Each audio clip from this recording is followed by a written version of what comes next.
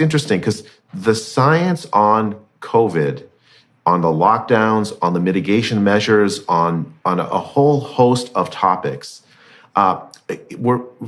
if the public was listening, they would hear this idea that there was this univocal, sort of univocal conclusion that you had to do lockdowns, you had to wear masks, you had to socially distance, you had to put plastic barriers up, you had to close schools, you had to do all of these things, that the vaccines would stop transmission of the disease, that therefore it was warranted to force people to lose their jobs over them.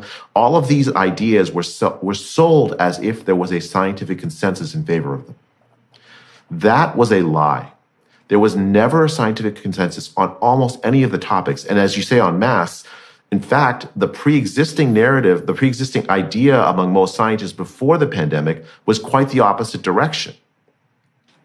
What happened was a relatively small group, a cartel almost, of very powerful scientific bureaucrats took over the whole apparatus of science, at least as far as the public eye was concerned, dominated the media, dominated the message to politicians. And as a result, we had a catastrophic response to COVID, and we're going to be paying the cost of that for a very long time.